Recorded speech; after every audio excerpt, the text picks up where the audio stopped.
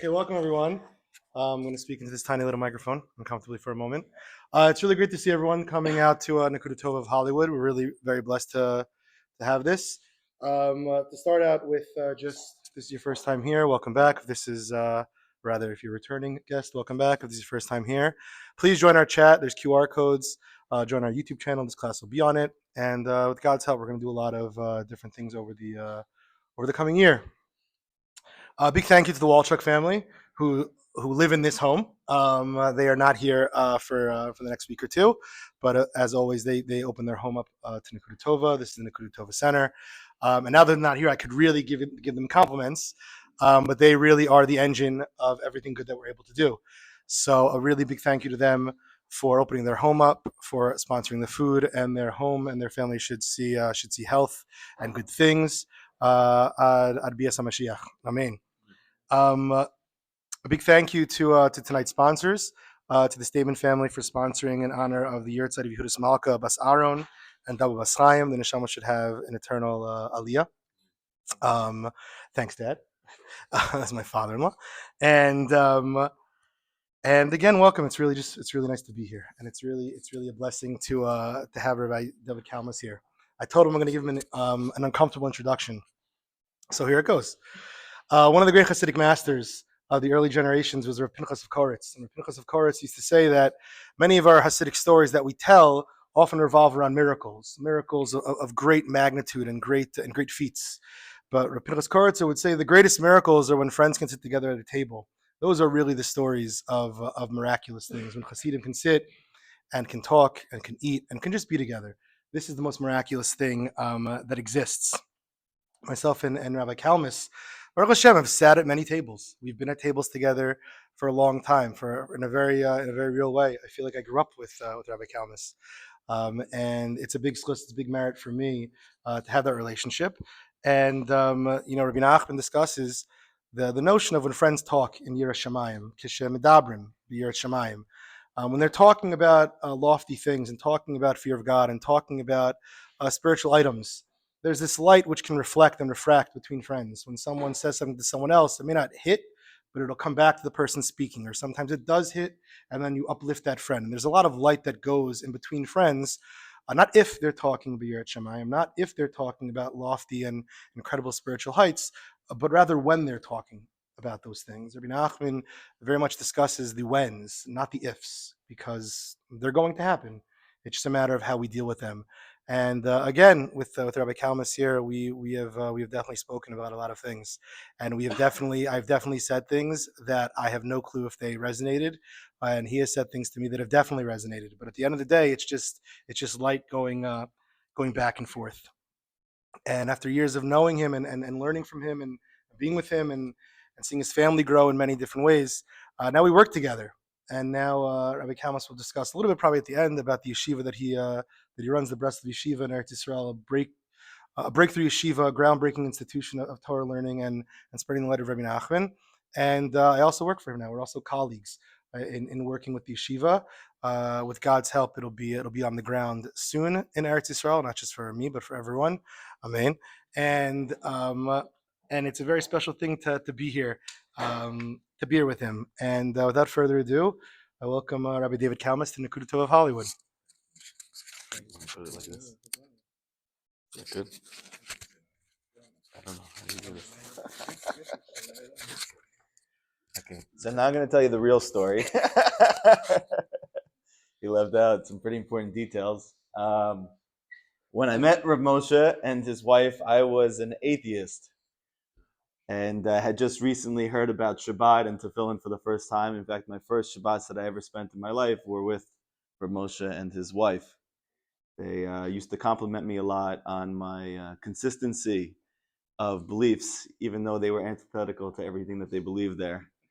And, I was just doing Hibodedut before the class. I try my best to do that before I speak to people. Helps me reflect and just my mind to kind of expand a little bit. And really, like, I have a wife at home and we have 5 kids and I live in the land of Israel, and I don't know how, but I'm like the head of a yeshiva. We opened up a non-for-profit organization called Breslov 5 years ago, which has over 1,000 hours of shiurim and 650 something classes. I've been able to impact people's lives in a way that I really never imagined. And I couldn't have done any of that if not for Moshe and his wife Shira. That's like the real story. I don't know what you just said, but they used to just like let me come over their house and hang out, just like, and I was alone. I went to UCLA for graduate school. I went there to learn social work because I thought somehow I was going to save the world as a social worker, fighting for the oppressed and the poor and the mitigated, and really became much more of a search for myself and for God. And I guess I'll weave into the story now of how I got to this point. I told my friend over here that I was going to say a little bit about it, so you're going to do the 5-10 minute thing, right? Yeah. Okay. Okay. So I grew up in Marlborough, New Jersey. I don't remember this, but my parents put me into an Orthodox preschool, which is unheard of where I'm from. I don't remember it, but they told me the reason they put me there is because they took me all day. As opposed to like secular schools where they would take you for a few hours, this Orthodox school, which really wants to educate you, took you for the whole day. For them, that was a great miracle that they wouldn't have to be with me longer. And that was the beginning. And I don't know this, but my parents told me after I started my tshuva, and they thought or realized it wasn't a phase anymore, that I actually used to go to this Orthodox preschool, and I used to come home and say, we should really eat kosher, and we should keep Shabbos, and that I want to be a singing, dancing rabbi. So I have not accomplished that feat, but I have a singing, dancing rabbi in Rebbe Nachman of Breslov. So somehow, some way, it all came together, thank God. And then I went into what Rebbe Nachman says is the greatest risk to the Jewish soul. It's called the secular education, Chochmot Titzoniot. Rebbe Nachman speaks a lot about this. It's not very modern. It doesn't fit very neatly with our lives in the secular world. But I could tell you for a fact that one of the reasons why, despite suffering from depression and anxiety from the age of 10 until, I don't know, my late 20s, and one of the reasons why I've been good now for 10 years, and I haven't seen a therapist during that time. One of them is because of Hiborudu, which we're going to speak about in a moment. But another big reason is because I don't learn secular wisdom anymore. Now, a lot of people would say it's very naive and ignorant. I had to make a very hard choice. Do I want to be naive and ignorant and live a functional, happy life? Or do I want to be normal and be sad and depressed and anxious? I had enough of that, so I made this choice. And but I was immersed in it. I always loved reading, so I wasn't just like a standby. I used to go to Barnes and Nobles. That was my favorite thing to do. Get coffee, get a totally like innocuous book about something random in Africa that's going on, that's something I'm never going to need for the rest of my life, and I would just absorb whatever information I could. I was also always seeking truth. So I'd read books on Christianity and Islam and Hinduism and Buddhism. I never looked at anything that was Jewish because I was Jewish. And then when I was in 6th grade, I found a book that changed my life. It had a picture of a monkey on it and a picture of a man next to him. And I go, this looks interesting. And I opened it up. And at that point, I just got bullied for the first time. So I have a learning disability. And with this learning disability, very often there's a lot of bullying that happens when they're children because they don't understand social norms. I still don't. Which again is a great testament to Moshe and his wife for being so kind and compassionate, as I'm not understanding social norms at the Shabbat table. But I started getting bullied specifically from my friends. And anything that happens when you're a kid has like a tremendous impact on your life. There's something in social work and therapy called core beliefs. It's pretty much like they're ideas that you have or experiences that you have when you're children.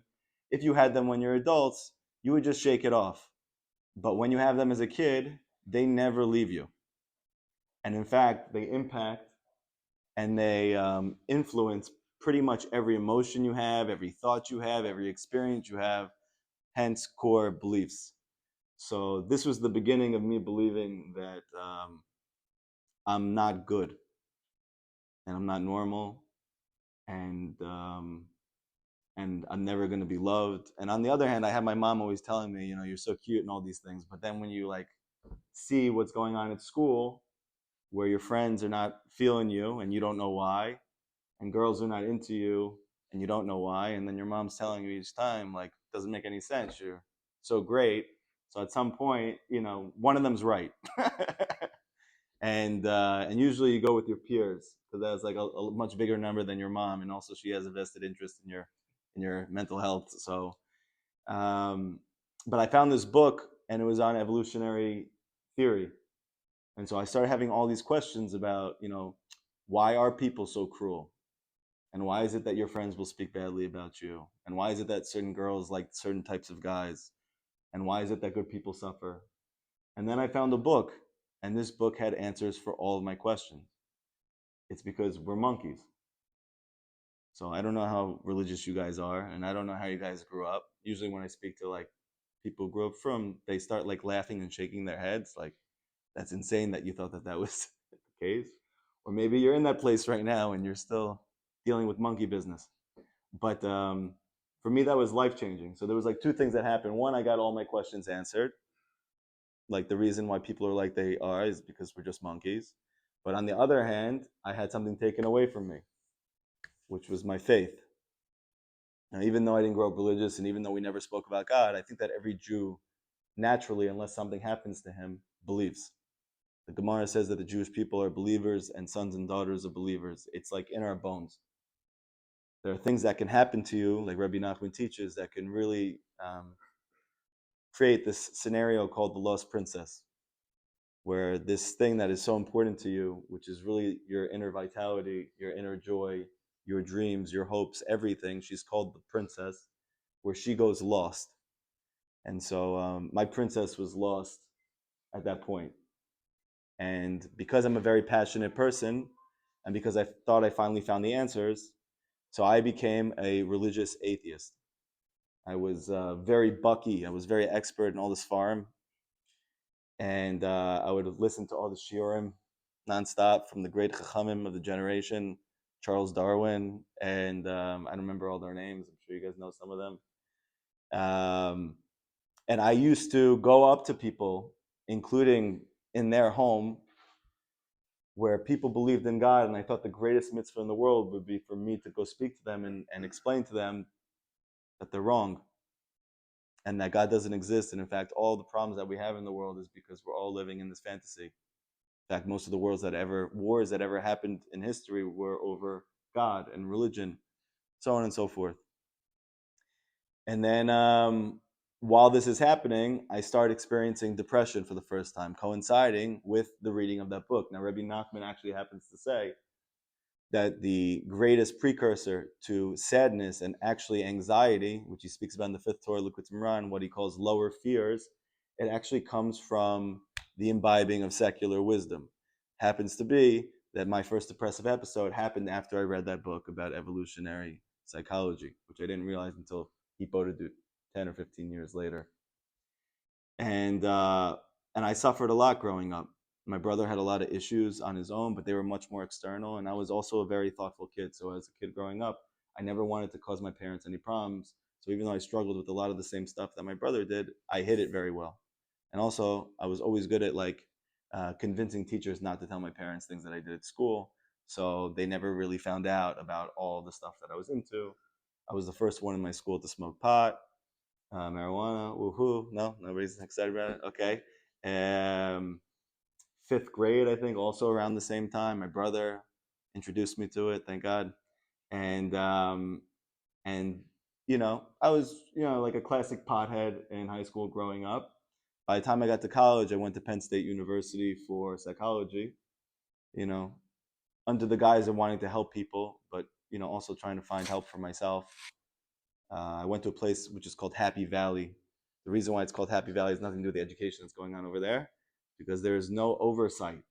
You're in the middle of mamish nowhere, It was the #1 party school in the country. And you have a bunch of people who have never been by themselves alone in 18 years of life, now all together. It was mayhem.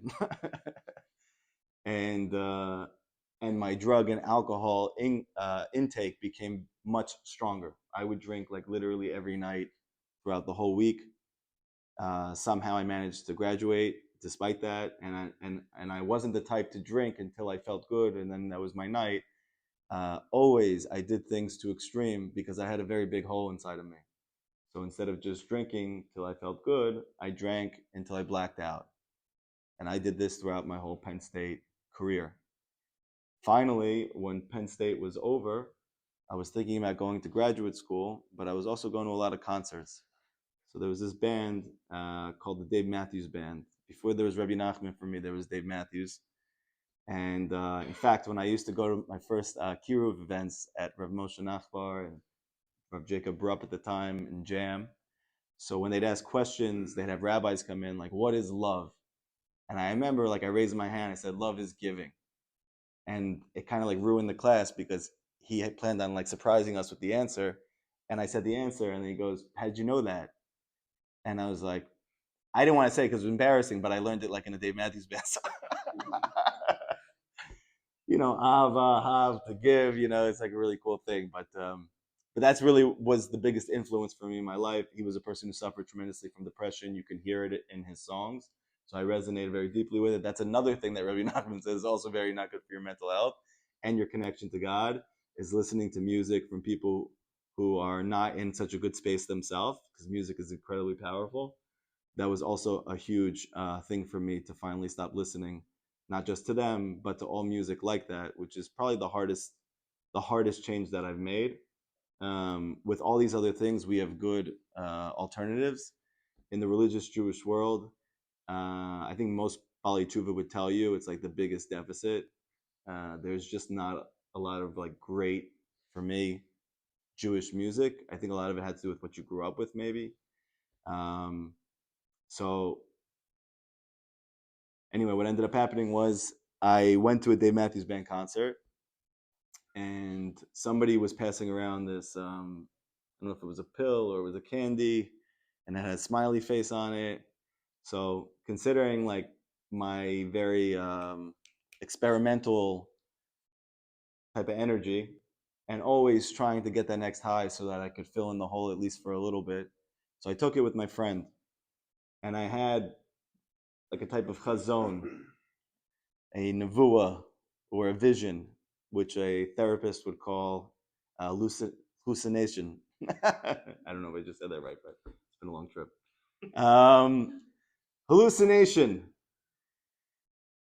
And my friend also took this. His concert was just awesome. I left the concert and I just went to like this different place. It's really hard to explain what I saw in that vision, but it was very messianic. And there was a theme of the vision, which I realized later on is actually a pasuk in Kohelet that Shlomo Melech said, which was pretty wild for me to see, which is what was will be. What was will be. That was like the theme of it. And when I came down from the high, I told my friend we should go visit Israel. So that was very shocking for him, considering I was the religious atheist who was always speaking about God doesn't exist. And now David wants to go visit Israel. I didn't know about this birthright trip. So we signed us up for the most secular birthright trip. And unfortunately, based on my Jewish history that I wrote down, they rejected us because they could not corroborate my Judaism based on my history. So he probably thought like that would be the end, but I had the vision. So I couldn't let it go. So I said, you got to sign us up again. Finally signed us up, same trip. Finally got on this time. I think we added a few details that Rabbi Rachel, maybe we missed out the first time. And they're like, okay, definitely Jewish. Got him on the trip. So we were the oldest kids on the trip. And I remember there was a Persian modern Orthodox boy who at that time was by far the most religious person I'd ever met in my life. And when I got in the airport, I saw him taking a black strap and tying it very tightly to his arm. And I was very nervous for him because of my psychology background. And so I came up to him and I told him everything okay? He's like, yeah, everything's great. And I was like, you want to talk about anything? He's like, nah, I'm good. I was like, what are you doing? He told me he's wrapping tefillin. I asked him what it was. He explained it to me. And then I told my friend, I was like, bro, you got us on a religious trip. This is crazy. So those two kids were excited about meeting me and my friend because he thought we were going to be a lot of fun. And we were very intrigued by the two cult members. And so we became very close on the trip. And after the trip was over, well, I should first say that when I got off the plane, I felt like I was home for the first time, even though I'd never been there. And I've had that experience probably like 3 times in my life. Once was when I got off the plane in Israel. I didn't even step foot. And it's amazing how much Torah there is on the air of the land of Israel. But I literally felt like I was home coming out of the plane. And I never felt like I was home growing up. I literally always never understood why people spend so much time and money to live in New York City. I felt so constrained, like a rat on a wheel over there. And I could never wait to get out of there. So that was one time. The other time was when I met my wife, which is going to come up in a second. And then the last time was when I opened up this book, Likutei Moharan, for the first time, which is Rebbe Nachman's teachings. I opened up this book and I read the introduction and I literally felt like I was home even though I'd never been here. So came out of the plane. I didn't feel any different about the existence of God. It also was not a religious trip. There was one unfortunate boy whose dad was Jewish and whose mother wasn't, and was told on his birthright trip that he was not a Jew. And then I saw a tremendous mental breakdown take place in front of my eyes. It was very sad. Yeah. But I was planning on going home, and that would be it. I had the vision. I came to Israel. I'm going back. But then one of these boys asked me if I want to travel around Israel for a month because there's a wedding at the Kotel at the end of the month.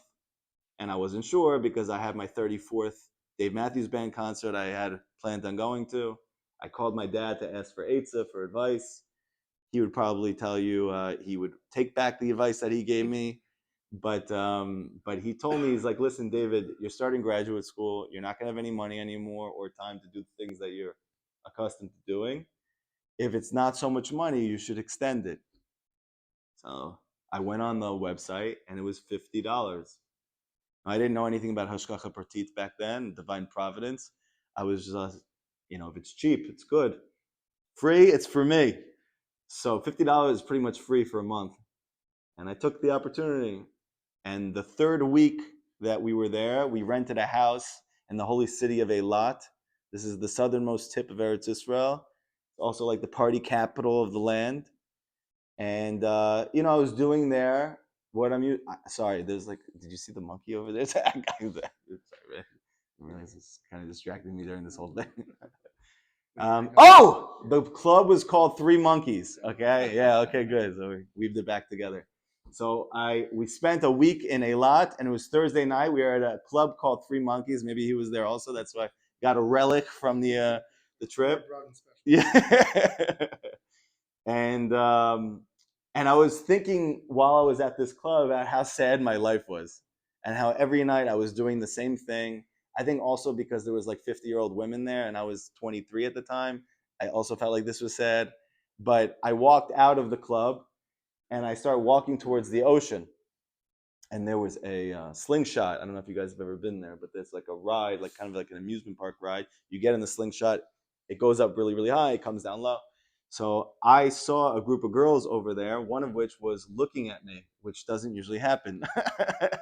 And so I was like, wow, this is an amazing opportunity. And so I start walking over, and my very religious, modern Orthodox Persian friend says to me, David, this is not going to go like you think it's going to go.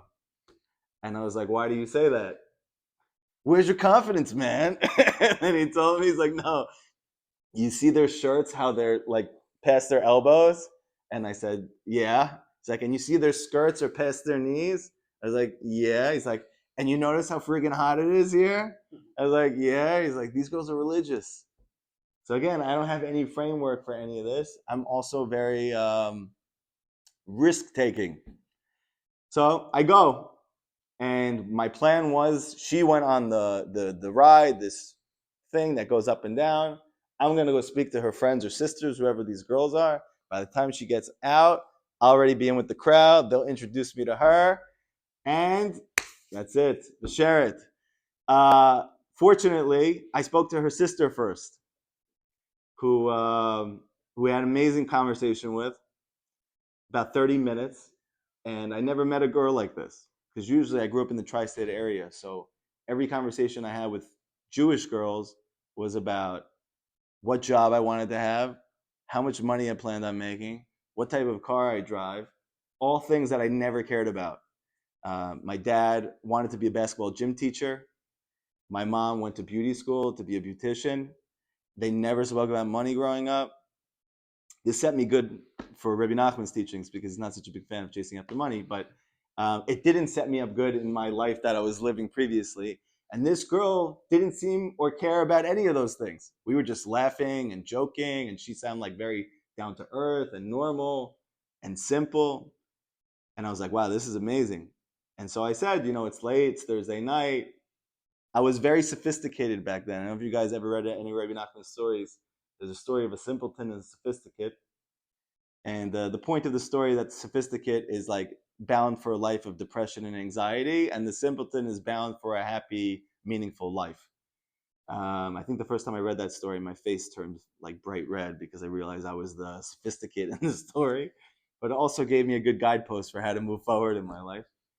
So I was always planning what's the next best move because I didn't believe in God. And when you don't believe in God, especially if you're Jewish, I feel like there's like an even greater level of desiring to control the events that take place in your life. And so I was always trying to do that. We're going to get to in a moment how that ended up negatively affecting my life. But in this case, I said to her, how about we hang out tomorrow night? Tomorrow night's Friday night. In my mind, that's like the real night to go out and to hang out and have a good time. We'll do this the right way. I'll pick you up. We'll go to the bar, X, Y, and Z. And she told me I can't. Tomorrow night Shabbat. So I was like, what's that? So she starts to tell me. And I thought this sounded like a really great party. So I invited myself. She told me it's not really that type of party. And I was like, okay, you guys got Facebook? And she's like, no. And every question, she's saying no. And so I feel like I'm striking out. And I don't really know what to do because usually girls are not interested and they have the first, as soon as they can leave, they do. Or they are interested and they move forward. But here I am with this girl who's looking at me, smiling, enjoying the conversation seemingly, answering no to every question that I say, but not leaving. I didn't really know what to do. And then I had this weird sensation come over me, probably the air of the land of Israel. She's not mine. And I don't mean she's not mine like she's not meant for me. She's not mine like I don't own her. I used to like pursue very intensely things that I wanted. I still do. But because I didn't believe in God back then, so the way that I got myself to go after it is to feel like it's mine. And I had this weird feeling like she's not mine. This is not mine. Like this land is not mine. It doesn't belong to me. It's something bigger than me. And so I told her, have a good night. And I walked away. And I was like killing myself for the next few hours thinking about how like this first girl that I ever liked that's actually Jewish, I gave up on, which I don't usually do. And I walked into a pizza place. It was about 2 a.m. It was the only place that was open. About to order the pizza, and in walks in that girl with her friends and sisters. And again, I don't know about Hashgacha Pratit, and I don't know about the Gemara where it says that it's as hard for Hashem to bring your zivug as it is to split the Yamsuf. And here I am standing right by the Yamsuf and speaking to this girl who would eventually become my wife. And so I just think here's a great opportunity for me to continue this relationship. So I made up that I can't order pizza even though it was a tourist community. And I said, please, can you help me? I don't speak any Hebrew. She said, sure. She came over. She ordered the pizza for us. We hung out. And then my Persian friend told me, David, why don't you ask for their phone number? I was like, dude, they're not interested. It's not going anywhere. I've tried this. He goes, what do you have to lose? You already asked for everything. I said, okay, fine. So I said, what's your number? can I have it? And they said, yeah. So I was like, really? Yeah. She's like, yeah. So she gave me her phone number, but she said, we don't live here. We're just visiting. We live with our dad in Tel Aviv. My parents are divorced. We live with my father. And happens to be, we were planning on spending the last week of our month in Tel Aviv. I think we already rented out our hostel. It was like the King David Schmotel or something like that.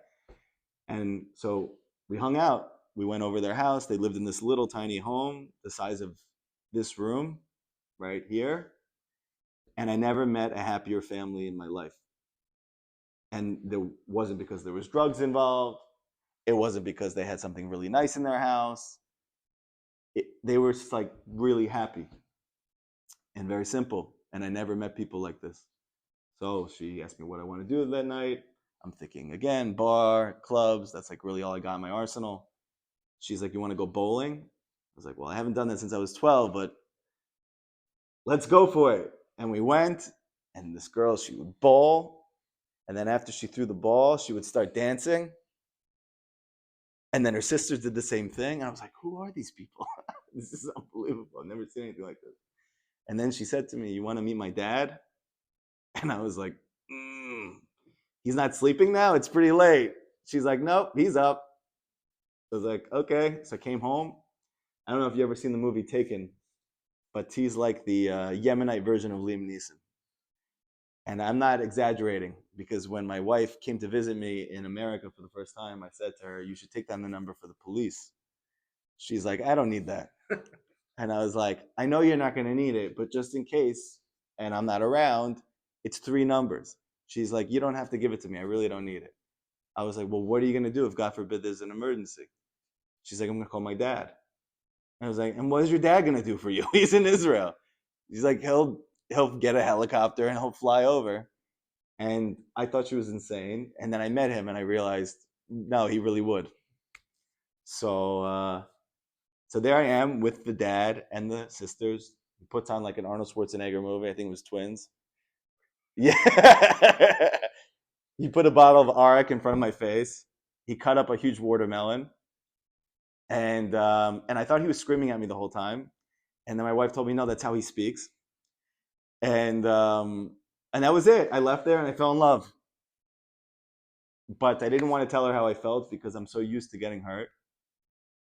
So I went home and I continued speaking to her, not telling her how I feel. I downloaded this thing called Skype. I don't know if they still have that, so we can continue speaking. And one night when I went to UCLA for graduate school, it was my nighttime, it was her daytime. We're Skyping. I'm asking her how she's doing. She said, great. You know, going on dates with these guys. I was like, that's awesome. Secretly wanting to kill myself. And it's good. I got laughs from the back. Keep that one in the arsenal. And then accident. Mom is an accident. I said, okay, it was like nice to speak to you.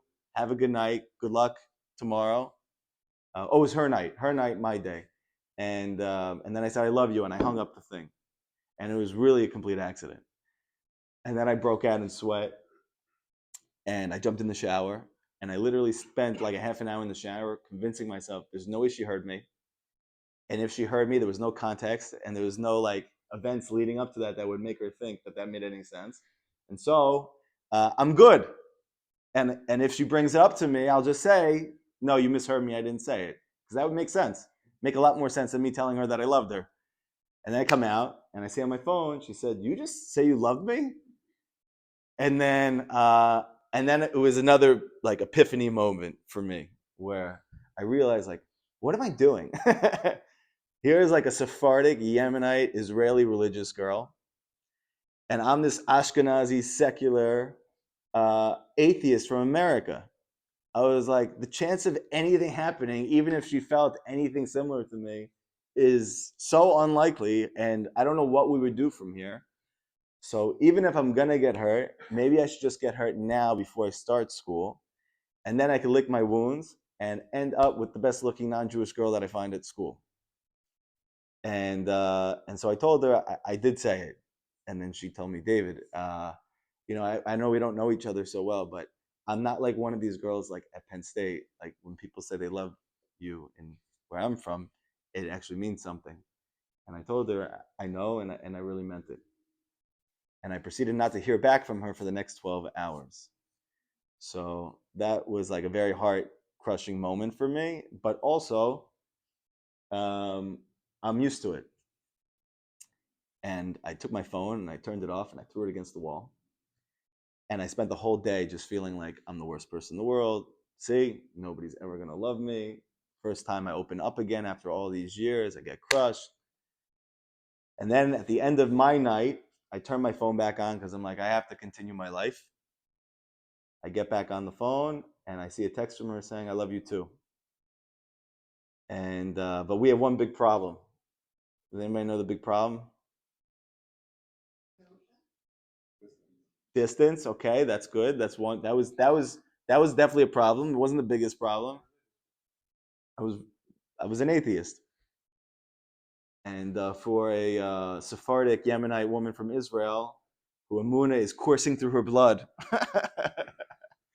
it was a big problem. Might have not been a problem like in the beginning, but it definitely would eventually be a big problem. And so I started asking her all of these questions about why she believes in God, and she didn't have any answers for me because her belief in God wasn't based on any scientific proof, which was the only thing, a barometer that made any sense to me was there's some type of empirical evidence to substantiate it. Otherwise, it's made up and it doesn't exist.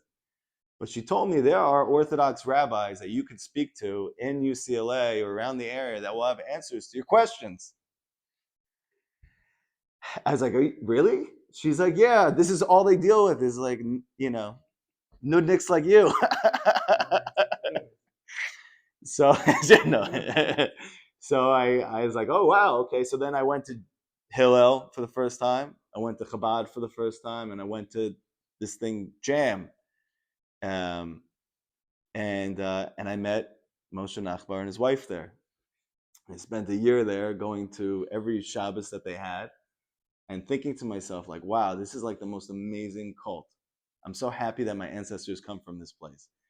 They're like, they speak about such meaningful things, and they're not superficial, and they're talking about what they really want to do with their life and how meaningful it is. I remember that the head rabbi, who was Jacob Rupp, told me at the end of the year that, David, I want to tell you, I have a lot of respect for you. And I said, why? He's like, I never met somebody with such twisted beliefs who never like moved from them, despite like numerous conversations trying to bring them up to understanding. And for me, as a person who has like tremendous conviction, I never met like someone with as much conviction until I met you. And later on, I found out that there's this lesson of Rebbe Nachman that says that the greatest thing that you could do to help a person do tshuva is to bring out their Nekuda Tovas, their good points. And you have to search really hard to find them. But when you find one, it actually changes the way that they're judged by God. And they could be judged on the side of demerit for a long time. And just because you found one good point about them, it literally changes the way that they are being judged. And it opens up a whole vista for them to return to God. So for me, I think that was a very big Nekuda Tova. I'm sure that Moshe had to think of a lot of good ones for me along that whole year that I was there. And eventually, after a year there, Rav Moshe Nachbar gave me a book. It was probably last-ditch effort. I don't know what else I got for this guy. This book called The Secret Life of God by Rabbi David Aaron. And I read this book in my apartment. And I remember that night, I had another epiphany. And I realized that my whole life, I was wrong. And there really is a God. And not only that, but the whole reason I feel the way that I feel and I am the way that I am and I dream of the things that I dream about is because I'm a Jew. And that night, I could not fall asleep. I was so excited because I've been living a life of such meaninglessness and such sadness and such worry for so long. And the idea that like, wow, there's a God and he cares about me and I'm his kid. And like, it was amazing. But then I heard a very loud sound coming from what I thought was outside my building. So I looked in the frat house next to my apartment. Nobody was there. So I was like, that's weird. So I closed the door and I checked the hallway to see if it's in my apartment building. It wasn't coming from there either. I closed the door as well. And then the sound that I hear is getting louder, and I'm starting to get very nervous because it's clearly not coming from outside my apartment, and it's clearly not coming from inside my apartment building. So in my head, there's like really only two options left. Either I'm having a nervous breakdown right now, or I'm having an acid flashback from that one time that I did at the Dave Matthews Band concert. But either way, this is like a very bad situation. And I got on the floor and I put a blanket over my head and I did Eboda for the first time. And I said, please stop, please stop, please stop for 10 minutes. But the sound is getting louder and louder and louder. And it was really one of the scariest moments in my life. And then, Eboda works. It just stopped. And I told my girlfriend at the time, I'm going to start keeping Shabbat. Like, literally like that. Rav Kook, who I spent a lot of time with Rav Moshe learning about, who has been a big influence on my life. He himself said he was Rebbe Nachman, so maybe that was the prelude to my Rebbe Nachman connection. But he said that there's two types of tshuva. I read this in a book that Rav Moshe gave me, or it's a tshuva, the lights of tshuva. It was probably too intense for me at the time, but there was a big nugget that I got, which really helped me, which he said that there's two different types of souls that when they experience God, most people are destined for gradual tshuva. So for the rest of their life, they're going to be slowly growing closer and closer to God once they realize God exists. But he said that then there's these few souls that are destined for sudden tshuva. It sounds like a hockey game, but I'm probably not reading that correctly either. But as soon as they realize God exists, they completely change their whole life, like right away. And not just they change their life externally, but Rav Kook says their soul has been transformed. They're no longer the same person. And that's what happened to me. I started keeping Shabbat that Shabbos. I started keeping kosher within a month. My girlfriend showed me a video of this loud sound that was being heard all around the world a few months later, and nobody knew where it was coming from. That was the premise of this YouTube video. And I got the chills because I realized it was the same sound that I heard in my apartment. And so I said to my girlfriend, Lenore, what's that sound? And she goes, David, you know that sound. I was like, no, I really don't.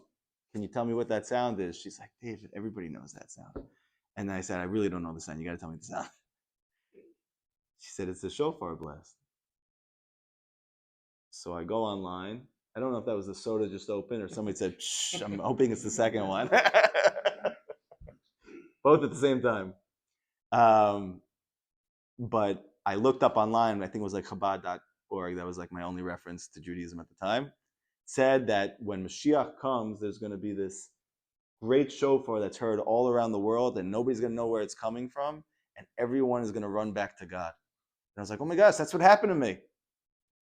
And then I went to Chabad by my house in Marlboro. My parents grew up in Marlboro, New Jersey, and I spent my first time in shul over there. And I was reading a parsha for the first time, actually believing it's true. And it was Parsha Yitro, which is a very wild parsha to have that first entrance into. That's when we received the Torah. And I'm reading the parsha as the guy is giving over he's doing the laning of the Torah. And I see that Moshe comes down the mountain, and there's a great shofar that's blown. And the pasuk says that the sound of the shofar was getting louder and louder and louder, and the Jewish people were at the foot of the mountain, terrified, getting down on the floor. And I said, wow, that happened to me.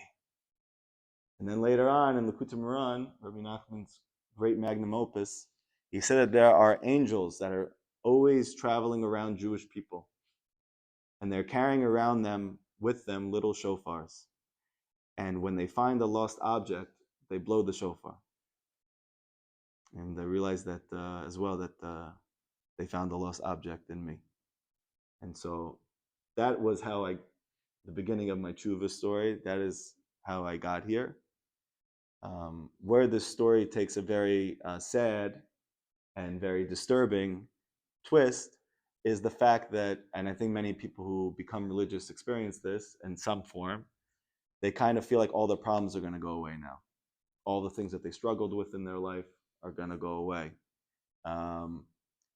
Unfortunately, I didn't read Rebbe Nachman's lesson, which is 48 in Tinyana. I highly encourage everybody who's here to look up this lesson online on Safaria or look at it inside if you can read Hebrew.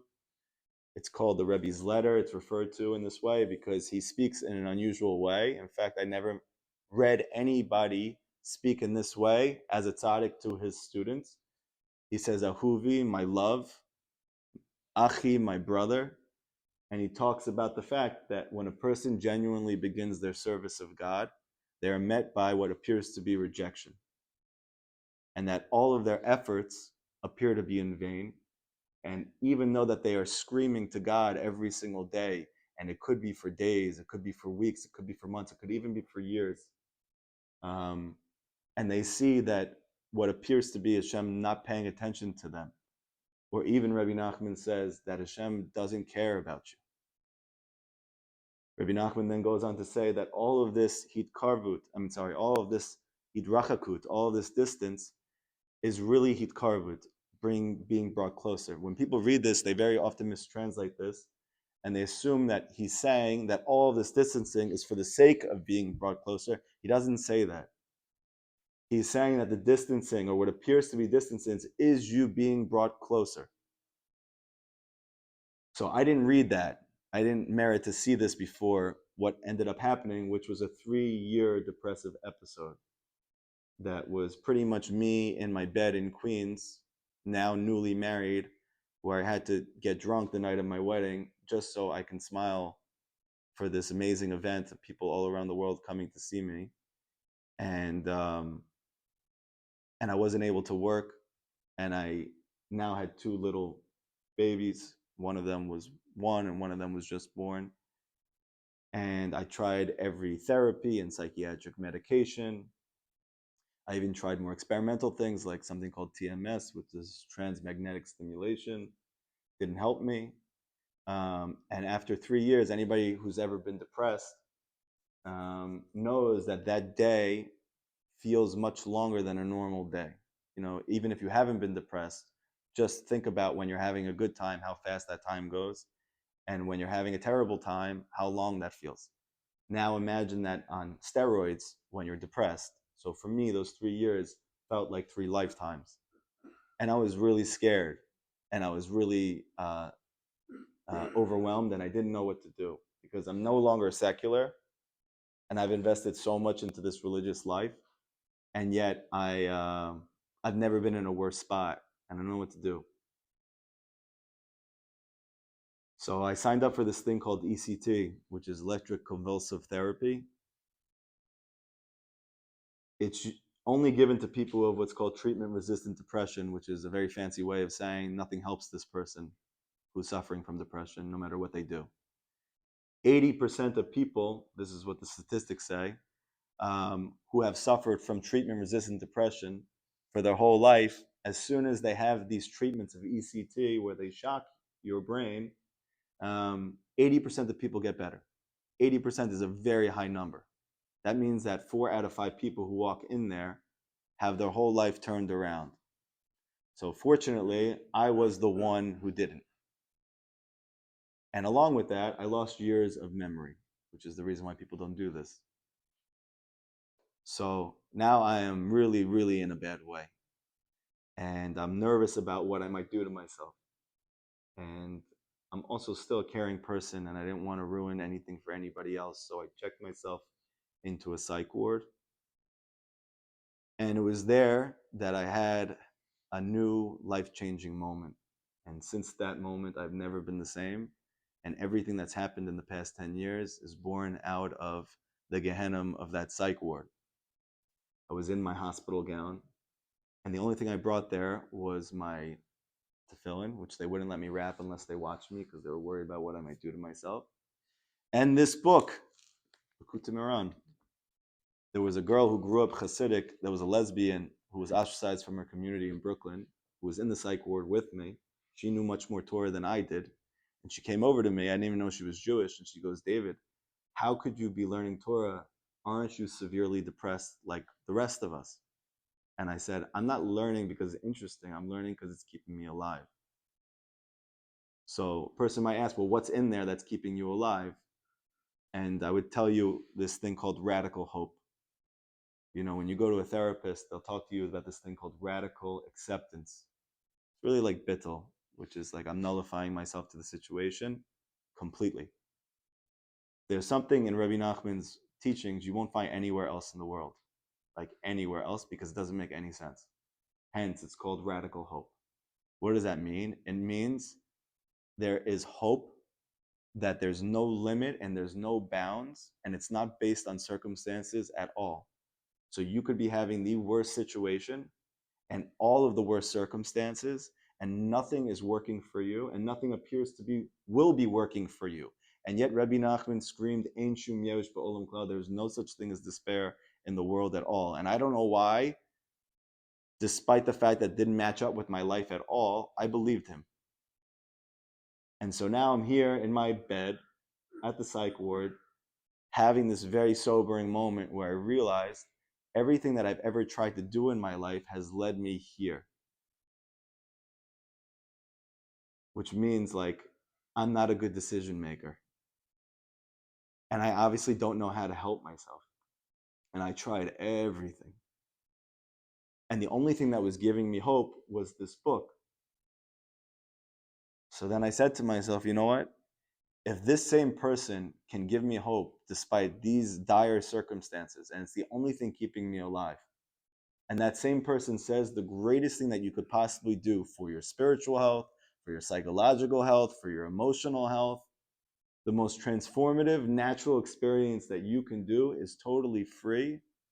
It takes a lot of vulnerability. It takes a lot of commitment and effort. It's called talking to God for 1 hour a day at least, as if you're speaking to your best friend in your own language about everything that's going on in your life. Now, at this point, I had been learning Likutei Moharan like I learned history in my secular schooling, because that's the way I did things. I just learned Torah the same way that I learned this, meaning without faith. What do I mean without faith? I never assumed that anybody actually knows better than me. So even though he's giving me hope, he can't possibly know 200 years ago in a shtetl in Ukraine what it would be like for a person who suffers from a learning disability and depression and anxiety and lives in the modern world and has all these different stressors. What would be best for me? But then I had to say, either I'm going to completely change my life around, which primarily would mean I have to stop listening to myself and I have to listen to someone who knows better than me, even though it doesn't make sense to me, or I'm not going to make it. And I remember I made a promise to God at that moment, I'm going to speak to you for 1 hour a day about everything in my life. And I am no longer going to try to fix it. Not my mental health, not my ability to make money to support my family, not my relationship with my wife, not my ability as a father. I am done. Because whenever I try and fix things, it brings me here. But Rebbe Nachman says that you love me. You love me so much that everything that has happened in my life is to bring me to this point, to show me how much you love me. So if I'm going to see how much you love me, how am I actually going to see that? It would probably have to be me pouring my guts out to you about every problem I've ever had in my life and you helping me with it. And so I'm going to give you that hour and I'm not going to do anything besides that. And you're going to help me. And if you do that, I promise you I'm going to spend the rest of my life trying to do the same to help your kids. And Hashem is held up on his end. And I've been zoche pretty much every day for the past 8 years to talk to God for at least an hour, sometimes 2, sometimes more, sometimes multiple times a day, about everything in my life. And I haven't seen a mental health therapist during that time. I haven't gotten psychiatric treatment, despite the fact that my therapist told me that this is a genetic disorder which you will have to cope with the rest of your life. There is no overcoming it. There is only dealing with it. Rebbe Nachman says something different. And that is, Ein shum yesh ba'olam klal. There's no such thing as hopelessness in the world at all. It doesn't exist. Do you know how many times the word safek, doubt, comes up in the Torah? Does anybody want to take a guess? And the backdrop of this is that Torah is the source of everything, right? Everything in the world is a physical projection of what's in the Torah. It's a spiritual guide, which Hashem used to create reality. It's like a blueprint, okay? So everything that is here, including your spouse, the money you make for your family, all the different circumstances of your life, they're found in the Torah. Otherwise, they wouldn't exist. So how many times does this word safek, doubt, come up in the Torah? Does anybody know in Tanakh? Not.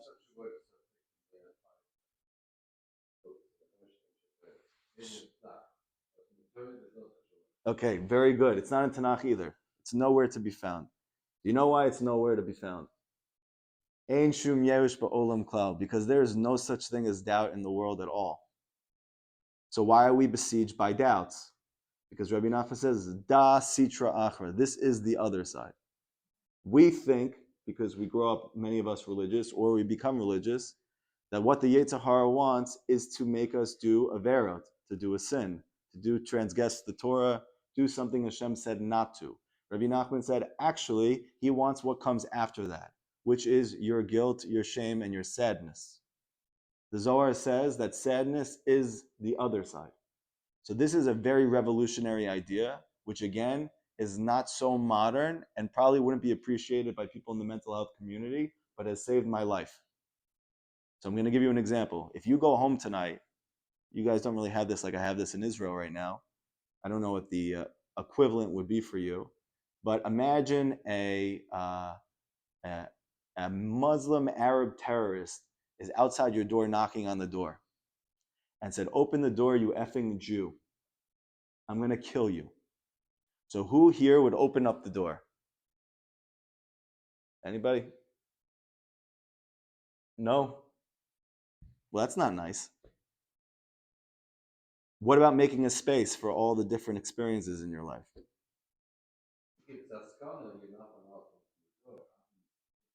Okay, but if you go to your therapist, he's going to tell you to make a space for sadness because it's a normal human emotion.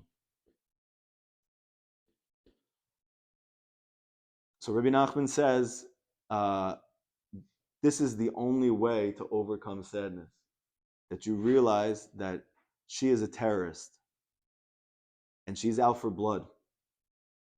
And there is no positive benefit of making space for sadness except that you will become sadder. And the Zohar says that sadness is the other side. You know, Rebbe Nachman once said that people say that a tzaddik who does a sin is no longer a tzaddik. Rebbe Nachman said, but I say the tzaddik remains a tzaddik and the sin remains a sin. What does that mean? Ein shum yerush ba'olam klal. The only thing that the lower half of you wants for you in your life is not for you to make a mistake, because you're still you after.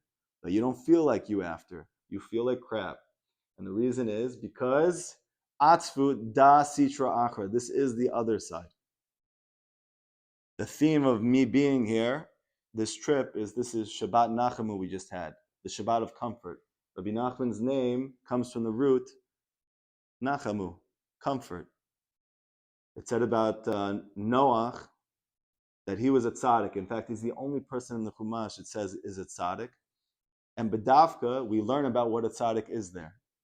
Because his father named him Noach, so he should bring comfort to us. And I don't know anybody in the world who brings more comfort or could bring more comfort to any person, whether they're Jewish or not Jewish, or like Rebbe Nachman said, which again is a little wild, you think you need me, you for sure need me, but the grass needs me and the animals need me, even tzaddikim need me because they also need to improve. You know, we can't say stuff like that. And a person might go, well, that's pretty arrogant. So Rebbe Nachman says, well, who's the most humble man who ever lived? Moshe. Rebbe Nachman said, who said that? Moshe. Okay, very good. So there's a lot of paradigm shifts. I would say more than anything else, what Rebbe Nachman gives in every lesson in Likutei Moharan, you think your life is one way, you think things are this way, and then he flips it on its head, and then you realize why you're suffering so much. Because we are thinking wrongly about everything that's taking place in our life. The Gemara says in Masechet Sukkah that there are 7 variations of the Satan, meaning that through the generations, there's 7 expressions of this dynamic force of negativity which is trying to derail us. Rebbe Nachman said, but there is going to be a new version, an updated AI experience of the Satan in the final generation that's not even in the Gemara. He's called the Koach Medameh, which means the power of your own imagination. And he is going to be making everyone crazy. So I came here to hopefully machazik you, to encourage you, to let you know that no matter what you're going through in your life, even if you're in hell, even if right now you're in hell. Someone came to Rav Nachman and told him, if you keep teaching Likutei Moharan to people, this is Rebbe Nachman's main student, you're going to end up in Gehenna. So Rav Nachman responded, that's fine, I'll bring Likutei Moharan with me and I'll turn it into Gan Eden. And that's a real thing. I know, because that's what happened to me. So for you and for all those around you, there's hope in this book you won't find anywhere else. It's the hope that comes from real faith. The faith that Rebbe Nachman says is the song of redemption. It's a song, a shir, which is called the shir of emunah. And this is the song of Mashiach. And as opposed to the other songs, which were a shira, no pun intended, and this is not a negative thing, but Chazal say that shir is a feminine word. So the beauty of women is that they give birth to amazing children and create amazing families and generations. But on the other hand, that means that it's not over yet. And we all want to get to Geula. So the idea of something being male means it's now ending. So as opposed to these songs, and there have been 10 songs that have been sung over history, and the Gemara covers all of them, in the future, when we read these Shabbos kapitel and Tehillim on Shabbos, so they're called Shir Chadash, which is male, a new song. It's not just new because it hasn't been sung before. It's new because it's not a female song, it's a male song. Which means what? There is no more birth after this. This is the final birth. There's no more suffering after this. This is the final experience. Rebbe Nachman said, I know that song. It's the song of emunah. And so if you feel like you struggle with faith, so we're all in the same club together. That's number one. Number two, Rebbe Nachman has an amazing, very practical message for you. The reason why you struggle with your faith is because emunah is not an idea. Emunah is not even a belief. Emunah is an action. What is that action? Tefillah, prayer. That means that the more that you speak to God, the more you will come to believe in Him. And I can't explain this to you in a logical way, otherwise we'd all be doing it. But please, we're starting a brand new year. Elul is like a brand new beginning. It's the astrological sign of the Betula, of the Virgin, which means it's like mamish brand new. I am to my beloved is to me. The Baal Tanya said famously, the king is in the field. We have an amazing opportunity as we're starting a brand new year for it actually to be a brand new year. Growing up, we always had New Year's resolutions, and obviously your year is exactly the same because you never did anything different today than you did from this previous thing. There is something that's available to every single Jewish man, woman, elder, and child. It's totally free. And in fact, Rebbe Nachman says, when you do this, Hashem stops everything He's doing to hear from you. It's called Hitbodedut. So I give all of us a blessing that we take this amazing opportunity that's mamish right in front of us to talk to God like He actually cares about us. The same way that if you had a problem in your life and you had good parents, or at least your parents loved you, you would beg them for help, and until they gave you the help, you wouldn't stop begging them. Rebbe Nachman's great grandson, who was a little child at the time, Rebbe Nachman suffered from tuberculosis. He actually died from it. He asked his grandson, who was a little kid at the time, can he daven for him, for his healing? And Rebbe Nachman's grandson said, if you give me your watch. And all the Hasidim said, and Rebbe Nachman said, that's real emunah.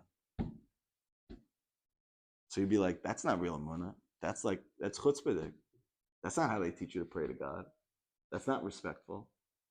But what is underlying the grandson saying that to the grandfather? He clearly knows that his grandfather loves him and cares about him and wants to help him.